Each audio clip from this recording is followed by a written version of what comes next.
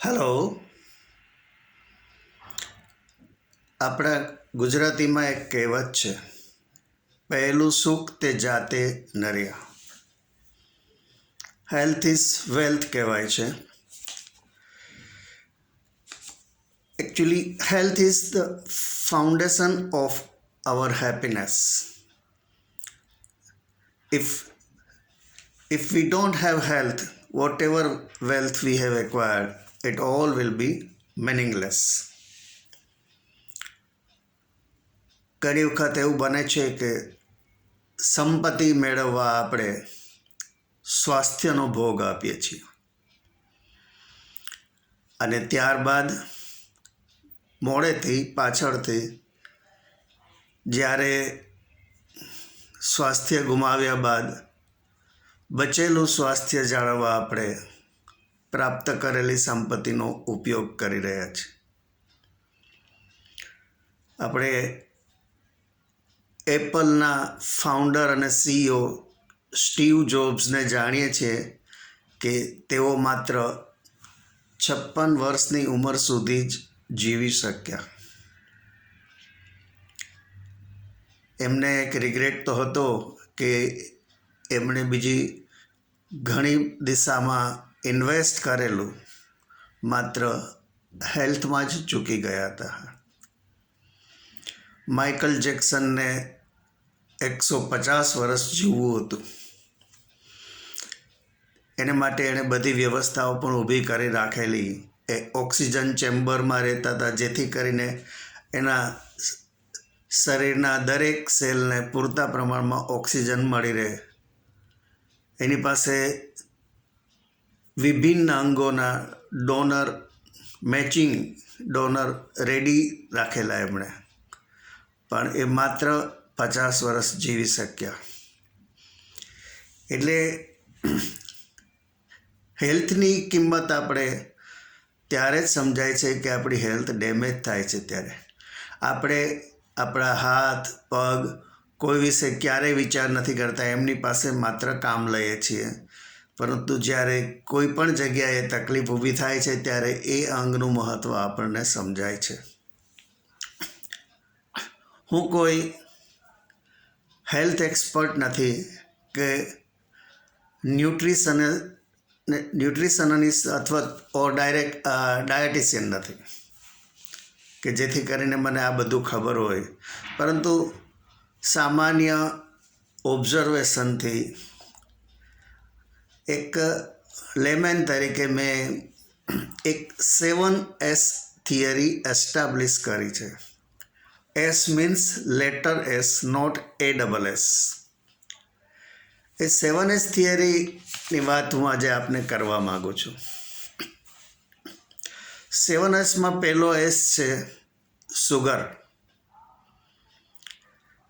અંગ્રેજો આવ્યા પછી આપણા દેશમાં સુગર મિલો આવી અને વ્હાઇટ રિફાઇન્ડ સુગર બનતી થઈ. આઈ એમ ડાયાબિટીક. મારા જેવા માટે તો સુગરને હું પોઈઝન શબ્દ વાપરું છું. અને તંદુરસ્ત માણસો માટે પણ એ બહુ ફાયદાકારક નથી.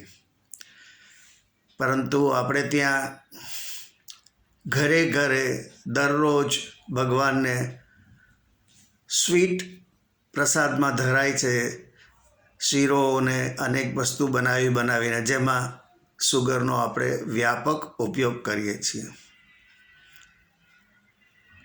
મને તો એમ થાય કે આવી પોઈઝનસ વસ્તુ આપણે ભગવાનને ધરીએ છીએ, પરંતુ સારું છે કે ભગવાન પોતે એ ખાતા નથી, એ આપણે જ ખાઈએ છીએ. તો સુગર વિશે પહેલો વાત એ છે કે restrict sugar intake. Sugar intake બને તેટલો ઓછો કરો, કારણ કે તેનાથી તમારા શરીરમાં કાર્બોહાઈડ્રેટ્સ વધશે, ચરબીનું પ્રમાણ વધશે, કોલેસ્ટ્રોલ, એ બધું તકલીફો થશે. બીજો S છે સોલ્ટ. સોલ્ટ એટલે મીઠું. સોલ્ટ આપણે બે પ્રકારના વાપરીએ છીએ. એક છે સી વોટર સોલ્ટ, સમુદ્રના પાણીનું બાષ્પીભવન થતાં જે સફેદ ક્ષાર રહે છે જેને આપણે મીઠું કહીએ છીએ, that is C water salt. અને બીજું મીઠું છે ખડકોના ભૂકાથી બનેલું, જેને આપણે રોક સોલ્ટ અથવા તો સિંધવ મીઠું કહીએ છીએ. ઘણા લોકો સિંધવ મીઠું તરફ વળી ગયા છે. આ સોલ્ટ એકચ્યુઅલી ગવર્મેન્ટ રૂલ મુજબ આયોડાઇઝ્ડ હોવું જરૂરી છે. એક બેને મને પૂછ્યું કે હું તો અમુક ફૂડ આઇટમમાં સિંધવ મીઠું નાખું છું, જેમ કે ફરાળ વખતે હોય તો, અને અમુકમાં હું આ મીઠું વાપરું છું. મેં કહ્યું કે એના કરતાં એક કામ કરો ને, સિમ્પલેસ્ટ થિંગ, બંને મીઠાને મિક્સર કરી દો સરખા પ્રમાણમાં. એ એમને સૂચન વ્યાજબી લાગ્યું, એમણે અપનાવી પણ ખરું. મીઠું મેડિકલ સાયન્સ બ્લડ પ્રેશર વધારનાર ગણે છે. સો that's why restrict salt intake. ત્રીજી વસ્તુ છે saturated fats. Saturated fats means ઘી, માખણ, આઈસ્ક્રીમ્સ. આ બધી વસ્તુ આપણા શરીરમાં કાર્બોહાઈડ્રેટ્સનું પ્રમાણ વધારે છે, શરીરમાં સુગર લેવલ અપ જાય છે, ચરબી વધે છે, અને આ બધી વસ્તુ હૃદય રોગને આમંત્રણ આપે છે. આજકાલ આપણે નાની ઉંમરમાં લોકોને હૃદય રોગથી મરતા જોઈએ છીએ. ચોથો એસ છે સલાડ્સ. આ પહેલી વસ્તુઓ રિસ્ટ્રિક્ટ કરવાની છે, પણ સલાડ્સના કેસમાં એનો વધારે ઉપયોગ કરવો જરૂરી છે. આજે શિયાળામાં લીલા શાકભાજી આવતા હોય તો પાલક, ટમેટાં, ગાજર, કાકડી, કાંદા વગેરેના સલાડનો ઉપયોગ વધારવાથી શરીરમાં ફાઈબર વધે છે અને સ્વાસ્થ્ય સારું રહે છે. પાંચમો એસ છે sports. Sports doesn't mean playing tennis કે બેડમિન્ટન કે વોલીબોલ કે એવું. સ્પોર્ટ્સ મીન્સ તમારા શરીરને વ્યાયામ મળે તેવું કોઈ પણ પ્રવૃત્તિ કરો, એને હું સ્પોર્ટ્સમાં ડિફાઇન કરું છું. પછી એ ચાલવા જાઓ, જોગિંગ કરો કે કોઈ પણ એવી એક્ટિવિટી કરો જેનાથી શારીરિક શક્તિ તમારી વપરાય, એટલે સ્પોર્ટ્સ છે. છઠ્ઠો એસ છે સ્પિરિચ્યુઅલ એક્ટિવિટી.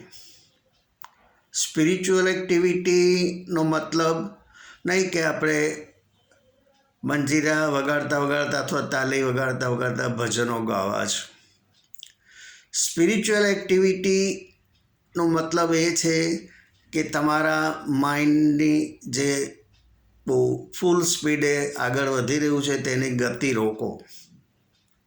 દિવસમાં થોડો સમય મનને શાંત કરો. બીજા બધા વિચારો વમળમાં ફસાયેલા મનને થોડીક શાંતિ આપો. એના માટે મેડિટેશનને પણ હું એક સ્પિરિચ્યુઅલ એક્ટિવિટીમાં જ ગણું છું. તો થોડો વખત જે આપને યોગ્ય લાગે તે, પણ મનની ગતિ રોકી અને એને શાંત કરવાનું, એને પીસફુલ માઇન્ડ એટેન કરવાનો પ્રયત્ન કરવાનો. સાતમો એસ છે સ્ટ્રેસ. આપણું જીવન તણાવપૂર્ણ છે. દરેકને કોઈને કોઈ વસ્તુનો તણાવ છે. એ તણાવને આઈડેન્ટિફાય કરવાનું અને કાંઈ પણ સ્ટ્રેસ બસ્ટર એક્ટિવિટી કરવી જરૂરી છે.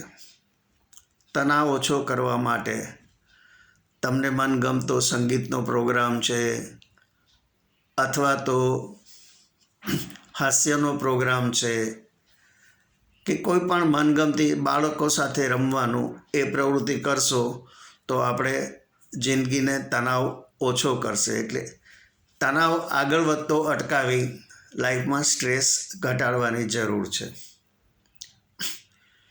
આ 7S થિયરી હું વર્ષોથી લોકોને બતાવું છું.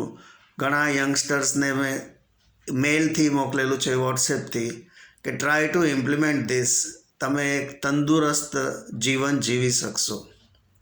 આપણે સૌ જાણીએ છીએ કે a healthy mind stays in a healthy body, but at the same time for a healthy body we need a healthy mind.